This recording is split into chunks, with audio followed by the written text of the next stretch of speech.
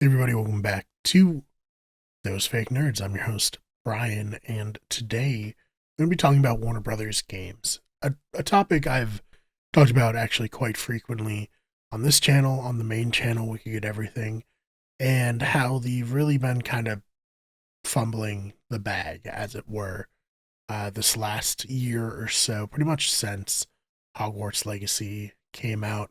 Their games that they've released after that have not been performing as well as they need to, and they're in a very precarious position as of right now to succeed, which isn't that surprising, despite having such great IPs to pull from Harry Potter, all of the DC heroes, so Batman, Superman, Wonder Woman, we can't really get it done. Suicide Squad killed the Justice League, not that good.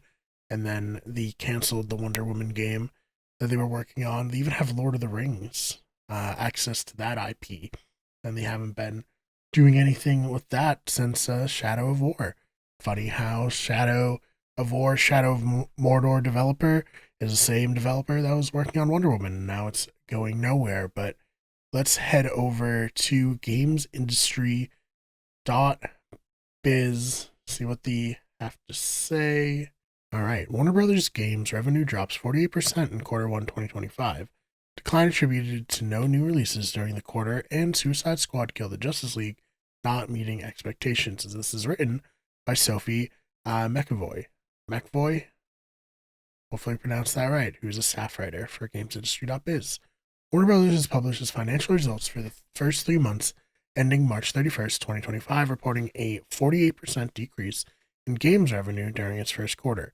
The firm does not provide detailed figures for its game revenue, which is part of the studio segment, though it's attributed to the decline to last year's Suicide Squad Kill the Justice League failing to meet expectations.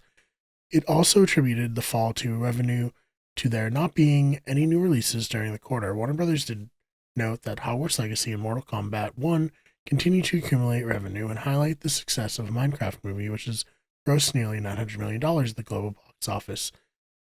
It surpassed $550 million after 10 days in theater. As for the studio segment as a whole, the total revenue were down 16% to $2.3 billion compared to the same period last year. Revenue for Warner Brothers overall in Q1 2025 totaled $9 billion, a 9% decrease on year.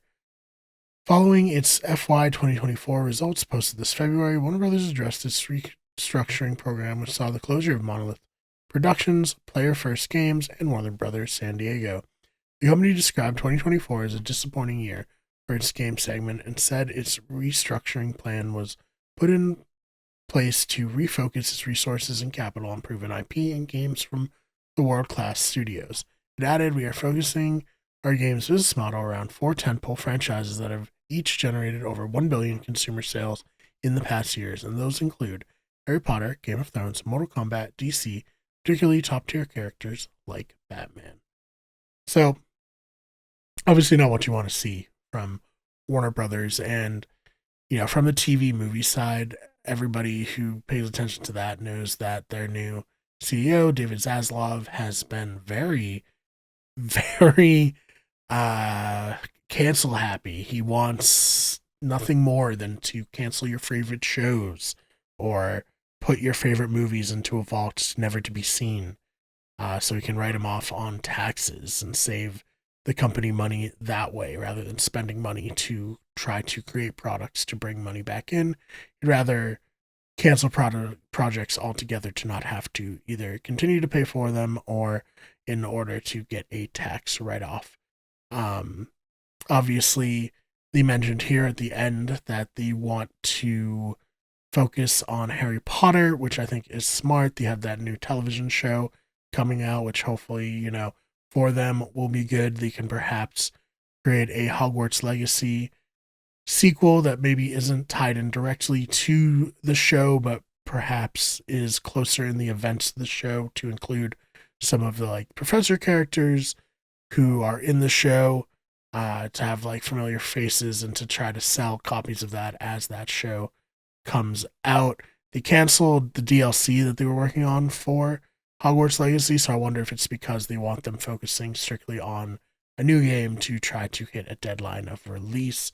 Game of Thrones, we've never gotten a great Game of Thrones game. Obviously, there was that RPG that was on the 360, which I actually own, though I haven't played. I want to make a video on that one day on the main channel. We can get everything. Then there's the Telltale games, which were fine.